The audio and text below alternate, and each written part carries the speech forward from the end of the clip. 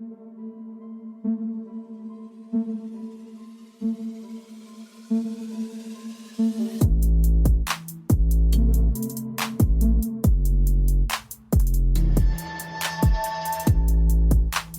up, everyone? Welcome to the podcast. I'm your host, Isaiah Copon. It's August 5, 2022, and this is Lift and Learn episode 95. In this episode, I'll talk about how you can improve your squat. So as we age, we tend to lose the ability to get into a deep squat, so I'll talk about how you can improve your own squat depth, or at least how to get started performing a good-looking squat in general. In the second topic, I'll talk about how you can increase your grip strength for deadlifts.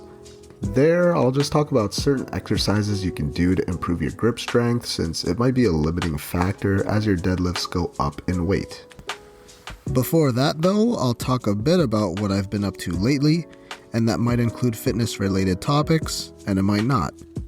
If you want to follow me, your host, on Instagram, it's isaiah.copon, and you can also check out my website, isaiahcopon.com.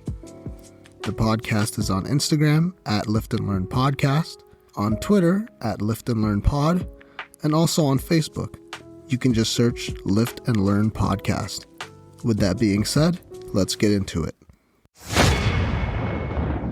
One of the best ways to start your fitness journey is actually not to plan on lifting or to work out every single day. I know, a little hard to believe. For most people, resistance training, which is working out lifting weights, for most people, 1 to 3 days of lifting per week is where you should start. This might be a tough one for some people to hear, especially the younger people out there, because I constantly see them on social media praising people who work out super hard every day, and I've been through that phase, and I know that's not the most viable way for most people. If you're someone who doesn't work out at all right now, then this is ideal, working out 2 or 3 times a week, because you're able to get a good balance in your life. If you currently work out 0 days a week, it would be unreasonable to tell you to work out every single day of the week. However, when you're highly motivated to start going to the gym, you might tell yourself, or you tell your new trainer, that you just want to work out every day. I've seen it time and time again over the years. You kind of just learn this stuff as you gain more and more experience as a personal trainer. So this is why working out 2 or 3 days a week is more of a sustainable, scheduled way to start to get into shape. It becomes a bit easier, or it's less of a hurdle to work out 2 or 3 times per week, as opposed to basically changing your whole life to make room for an hour or more workout every day. And for some people, maybe even just working out once per week is where you need to start if you're someone who in the past has started to get into working out and then fell off again. Think about a schedule where you can keep up, or think about a schedule that you can keep up for the rest of your life. Do you really think you're able to work out 5 to 7 times a week for the rest of your life? For most people, in my experience, probably not. But 1 or 2 or maybe even 3 times per week, that could be something you're able to make time for. It just depends on the individual, really. Now, can you make progress working out 1 or 2 per week? I get that a lot. Yes, of course you can, as long as you're doing the right thing. Working out every day barely even gives your body time to recover those muscles, but if you're working out 2 or even 3 times a week, you can usually work out with a day in between, so that'll give you a proper amount of recovery time. You won't be working out a super sore muscle the next day, at least that's the idea here. Now, when you first start lifting weights, it's normal to feel a little bit of muscle soreness, but that'll go away after a few sessions or a few weeks as your body slowly gets adapted to this new stimulus you're putting on your body, which is your training and the small little damages that you do to your muscles, which is necessary to get them to grow stronger and build bigger than they were before. So if you're planning on lifting 1 to 3 times per week, what's the best way to approach this in terms of programming? You already know what I'm going to say. Full body routines, of course. 1, 2, or 3 times per week should still give you enough recovery time in between those sessions, and you're hitting each muscle group enough throughout the week if you properly program your workouts.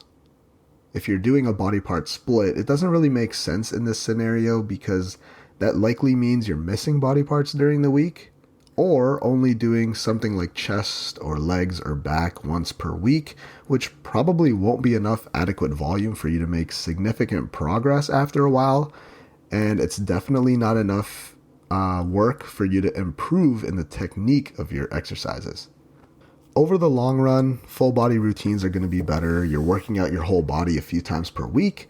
You only need to do about 2 to 4 sets of each muscle group, so you don't need to hammer your legs until you can't walk anymore or throw up during a workout. That's just completely unnecessary.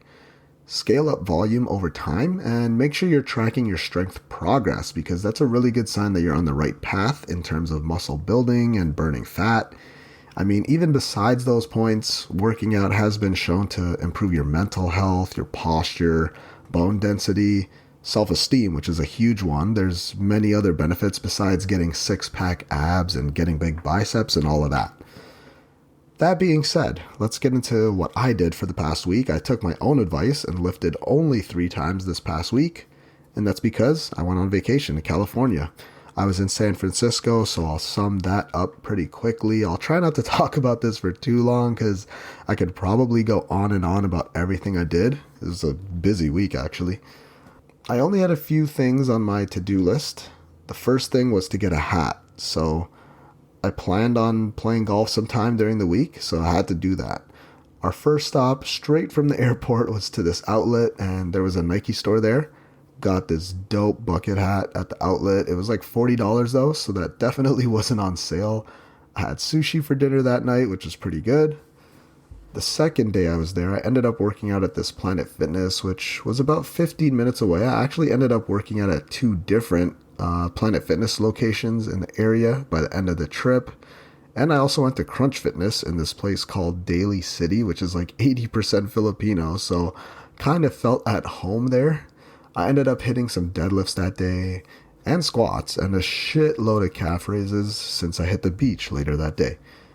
Okay, backtracking though, that first day, went to Planet Fitness, had a pretty good workout, had some McDonald's breakfast afterwards, then took a little trip to the physical Viore store. My first time going to one. It was pretty cool. I felt like a kid at a candy store for sure. I almost ended up spending like $300 there, but I had to be reasonable, so I just bought 2 shorts instead, which was still over $100, but I don't care. They're nice.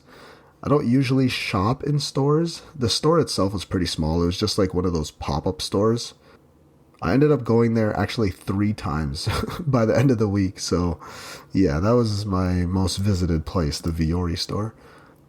I also went to Dick's Sporting Goods later that day because I found a tea time the next morning. I ended up buying some golf balls, another hat, and golf gloves. I know I'm so extra, seriously. My first trip to the golf course was this place called Crystal Springs. Absolutely the nicest golf course I've ever been to. I ended up playing at 6 a.m. and I was paired with these 2 regulars at the course, and they play every day, Monday to Friday at 6 a.m., which is just nuts. And it was a great time. I didn't shoot particularly great out there, but I got to see some amazing views, just so much green and nature and deer. And there was this one hole I have to mention. It had to be around like 15 turkeys. They just came running down this hill towards us. And one of the guys I was paired with, shout out to Bruce, he had this bird seed with him, and he actually feeds them every day. It was so cool. It was like they were conditioned. They came running from so far away. It was like a mini stampede. So yeah, that was a great morning. After that, that's when I had Chick-fil-A. This time the sandwich didn't blow me away, but that might have been because I had 2 In-N-Out burgers the day or the night before. See, man, enjoying vacation, not trying to restrict myself from trying new foods. Hell no. I also had Krispy Kreme, and I think they tasted slightly better than in Canada, but I think that was maybe because it seemed more sugary, even though it wasn't fresh. They were more expensive though, which was the down part about all that. I think that night we just hung out at the house, had some ice cream, and we watched Doctor Strange that night, I believe. The next day, the next morning, me and my cousin went to the golf course. We just did a quick par 3 9-hole course. It took about an hour, so it was really fast. We did a lot of walking that day. We went to Lombard Street, Fisherman's Wharf. We went to see the Golden Gate Bridge, which was cool. I was talking to some guy there who was giving away these free meditation books, so I had to get one. What else did we do? We went on a hike at Muir Woods. It wasn't really a hike, but I got to see some big ass redwood trees, man. They were there for like thousands of years. It's pretty cool. I think that was also the day we had Shake Shack, which was, I mean, that was amazing. The milkshake was super good, had the strawberry flavor. And then, oh yeah, we went to Krispy Kreme again in hopes to get another dozen donuts, and they were out of original glazed donuts. That's unbelievable. Never seen that before. I'm just reading all of this out of my journal, so I'm just listing off most of the things that we did. So, what else? I guess I'll talk about, we went to a baseball game during the week. The hometown San Francisco Giants versus the Cubs. Another day of eating out there. Had some pizza at Oracle Park. It was bomb. I think it was like Tony's Pizza or something. The Giants won. I was super into the game. That's actually the first baseball stadium I've been in besides the Rogers Center or the Skydome, whatever we have in Toronto. So it was pretty cool to see that. I mean, that stadium in person. I just remember during the whole Barry Bonds steroids era, he was just hitting these huge home runs to right field, like out of the stadium into the water there. They call it McCovey Cove. Oh, I forgot to say. So before the game, we went to Santa Cruz Beach. So I got to touch the Pacific Ocean, which was, I mean, super cold. Super cold. I had some churros over there. We also quickly stopped by the Apple campus, which is just beautiful in its own right with the architecture and the materials they used, even for something like the stairs and the size and the quality of those glass panels they use. Man, I was just putting my fingerprints on everything there. And my last day, I had a quesadilla at this small little spot, but it was also good. I had mod pizza, which I haven't had in years. You get to make your own pizza, unlimited toppings. So yeah, went a bit crazy there. That was our post-workout meal after working out at Fitness SF on my last night, which was a pretty dope gym. Pretty cool place, man. It was awesome over there. I'm hoping to go back within the next calendar year. It was really good to finally visit my cousin after all these years. I was supposed to go a few years ago, but COVID ruined that. So with all of that being said, did I sacrifice good food or eating out while I was on vacation to maintain my physique? I mean, you just heard what I ate, so not even in the slightest. And I just want to let you know that it's okay. We all have ups and downs when it comes to our own health and fitness and whatever physique we have. There's more important things in life than being shredded all year round. So yeah, I enjoyed having good food with good company. That's my family. I'm not going to deprive myself of those foods from time to time because I know when I'm back home, I rarely eat out, so I got to enjoy whatever I wanted while I was away. Now that I have been back for the past week, all I had to do was get back on track with my own meals, and everything settled down a few days ago in terms of weight and water that I was carrying on my body.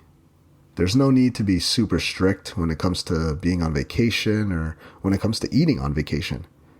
This is exactly why going into the vacation, like the weeks leading up to it, I didn't just starve myself of calories to lose a quick 5 to 10 pounds or something and do a bunch of cardio so that I'd look amazing at the beach.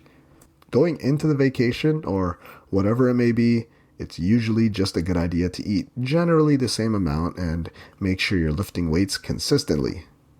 Don't be so concerned about a little bit of a weight gain over a weekend getaway or whatever it is. Once you get back to your regular day-to-day life, your weight will go back down, back to normal. Whatever weight you gained during your mini break, that won't just all instantly turn into body fat. It just doesn't work that way. At the same time, you can restrict yourself a little bit if you really want to, but just don't obsess about it too much to the point where it affects people around you. Have fun sometimes, but when you get back to your regular lifestyle, prep those meals, choose good lean proteins, have your vegetables, and everything's going to be all right. There's no need to stress about a 5 to 10 pound weight increase from a vacation. Question 1. I can't squat to parallel, let alone below that, or even to my heels. Should I squat at all or just do mobility work? What are some good exercises to help with this? I have a bunch of experience with this one because I train mostly older clients who do tend to lack some mobility throughout the body, and most of them do struggle with the squat. So they tend to be missing or they lose the ability and mobility to get low enough in a squat. So this is usually a problem I need to tackle before getting into more advanced lower body movements. In my own personal experience though, this is something I also had to work on to actually achieve. So when I first started working out, which wasn't that long ago because I still remember those times, around 9 years ago, my squat was nowhere near what it looks like now. I was breaking parallel most of the time though, at least I think I was, but I was one of those people when I first started. I wasn't going low enough at all. I would squat to just about parallel, but I couldn't go any deeper than that, even with no weight. Even just a body weight squat, I couldn't get lower than parallel. I had to teach my body how to do it because I lost the ability over the years. But I think my form still looked better than most people because I did have a bit of prior experience with squatting before since I did play sports. Some of the practice involved there in basketball was getting into a low position. Not exactly an ass to grass squat, but I still had to be strong in a slightly squatted position to be ready defensively. More so for baseball actually, because when you're fielding a ground ball, and I played shortstop most of my career, I remember hating those winter practices in a gym where we'd get into a low squat position so that you could have your glove on the ground. It's like the ready stance when you're playing defense in baseball. So I had a bit of practice with the squat position. We even did those wall sit exercises, which probably also helped a little bit.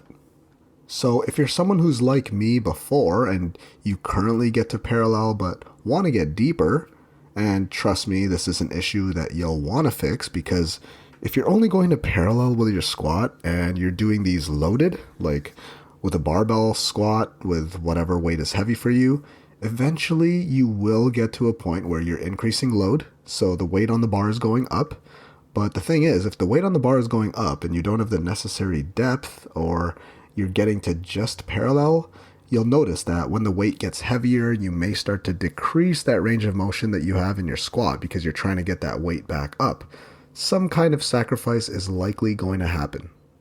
So in order to increase the weight on your lifts, you'll notice that you're not even getting to parallel anymore. You're actually stopping a bit higher than you'd want to. This is why owning a full range of motion on the squat, which is also going to look different for everyone, that's why it becomes important because you don't want to sacrifice that full depth in order to lift heavier weights. I've seen this over and over with people at the gym, especially the younger people. I can kind of tell just from what their warm-up squats look like with just the bar. You can kind of tell if someone has that full range of motion in their squat. And as they add weight to the bar, their squat range of motion shortens a bit, and it's just not a good look. So if you're someone who currently squats to around parallel or maybe a bit lower, I think one exercise that could help you would be pause squats. You can do them with or without weight. You're going to have to lighten the weight with these because you're getting rid of that bounce at the bottom of the squat. So you're getting rid of that momentum at the bottom, which makes the squat a little bit more difficult. This will help increase your squat depth because you're pausing at the bottom of the movement. Basically, you're letting your weight or your weight plus whatever you have on the bar, you're using that weight to help lower you into a deeper squat so your hips and ankles are getting a good stretch at the bottom, which could help relax those muscles. Doing pause squats over time helped increase my squat depth a little bit over a few months of doing them pretty consistently.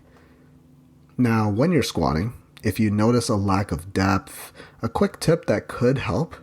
At first, you might need to elevate your heels while squatting because of the limited range of motion and mobility that your ankles have, which is a common limiting factor when it comes to getting lower or deeper in the squat. Ankles are a main issue or problem when it comes to getting lower in the squat. So that's why mobility drills that help increase your ankle flexibility and mobility are actually key to improving your squat depth. Of course, improved mobility throughout the body is important. In the lower body and in the lats also, that could be another factor that you might need to correct or fix. Hips are a common area problem also. So when you've tackled those ankle or hip mobility issues, which is something I think you should always be working on, another exercise that can actually be pretty great is the pistol squat. At first, you will have to do this assisted, so holding onto a bar or something. The TRX equipment could be great here if you have access to that, especially if you notice your mobility is lacking from one side to another. This will help correct that. A pistol squat are those single-legged squats, and they're pretty difficult to do, even with just your body weight. That'll be a struggle for more than 90% of the population, even for me. Even though my squat looks pretty good, I still struggle with a proper pistol squat. So this is an area I need to focus on, so I'm sure you probably have to as well. But yeah, this is actually a great exercise to work on a single leg at a time because, let's face it, we're not all perfectly symmetrical in terms of mobility with both sides of the body. So similar to how dumbbells can be so effective versus the barbell because the arms are moving independently when you're doing presses, this works the same way. Focusing on a single leg at one time will show you certain weaknesses you may have. Like personally, I noticed that my left leg is a little bit weaker or lacking more mobility than my right side doing this movement. So working on the pistol squat will translate to a better looking barbell squat also. Squat University actually has a post about this on their Instagram. So it's how to increase your squat depth. So I'll put it in the show notes. It's from a few weeks ago. I remember it. I'll put it in the show notes because he's always a great resource. I'm even reading both of his books right now. But anyways, he mentions holding onto something and sitting in that deep squat position, slowly moving side to side. And in that post, he mentions this exercise, which helps mobilize the ankle a bit, along with stretching out the calf muscle, which should also contribute to a bit more range of motion there. He also mentions one of his favorite warm-up techniques. Of course, warming up properly is also important. He mentions holding one of those bumper plates, but it could be any weight, those plates or whatever. You're in the deep squat position, holding the weight a bit out in front of you while using your elbows on your knees to drive your knees over your toes. Same concept there, but it's a bit more of a progression. It's a little bit harder. So after you've done the whole holding on to something while doing the stretch, so you're holding the weight in front of you, getting that calf stretch side to side, then even doing some pulses at the bottom range of motion, that should also help. So check out that post. If you want to improve your squat and the depth, then you got to constantly practice it. Work on it in your spare time. When you're at home doing nothing, just get into a squat and play around with that movement. This is something I've started doing since the start of the pandemic because I was just super bored without the gym. A few times a day, I'll just pop down into a squat, sometimes assisted, sometimes not, and that helps my body remember that movement and exercise. Just practice squatting more, and you'll get better at the movement. It's really that simple. Whatever your starting point is, just sit in as deep of a squat as you can, and over time you should notice progress. Record yourself if you think nothing is happening. If you're looking back or reflecting on your progress month by month, I guarantee you'll see a difference. Question 2. Increasing grip strength for deadlifts. This is another area that I struggle in, so this is a battle for me with this one, and it's been a struggle for the past few years. I've been fighting with this one because it really impacts my deadlift right now. The first tip I'll give you, static holds work tremendously. So with a heavy weight, you can do this. So when I'm working on the traps, like shrugs, I'll be holding a pretty heavy weight in my hands with no straps. That helps. And even rack pulls could be beneficial too, because you should be able to lift more with that exercise than your deadlift. So you're holding the weight at the top of the rep and just holding it there. Pause for a second, hold that weight there to build up that grip strength. Another exercise that's not as intense, but you can also do dead hangs. That's basically just where you're hanging and holding yourself up from a pull-up bar or whatever bar. That being said, even pull-ups can help too when it comes to improving your hand and grip strength. Honorary mention to those fat grips, which, that can help here, even though I still think they look stupid, but applied in this way, they could be beneficial actually. So just like I talked about with squat depth, what'll help more there is squatting more, practicing the movement. Same concept here. Deadlifting more is also good to increase your tolerance, so use your own grip for at least a few difficult sets. Don't just start using the straps when it gets remotely heavy. Basically, Stop using straps in general. That's going to be great to increase your grip strength. Just keep them in your bag for now, because if grip strength is an issue, then you need to use your hands more. That means on rows or lat pull downs, you're using your hands. If you get used to using straps all the time, those muscles involved in having a strong grip, they're not being worked. You're not strengthening the muscles. There's so many small muscles in your fingers and your forearms that you may be neglecting because you started using straps so many years ago, and that's why your grip has started to lag behind. So with any of the exercises you choose to do, effective ones for training your grip could be barbell rows.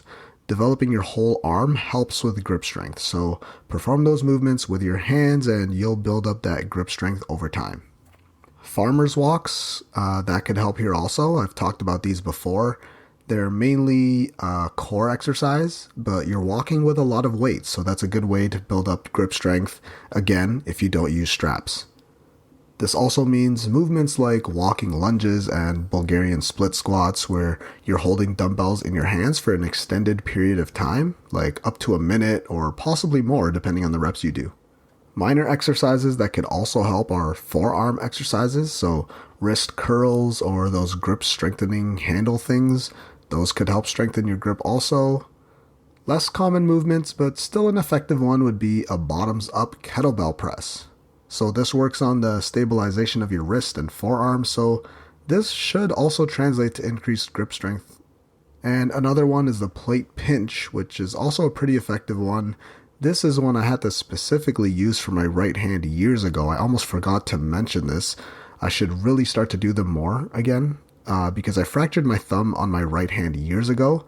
My grip strength really suffered from that, but those plate pinches were super important to increasing my grip strength over time.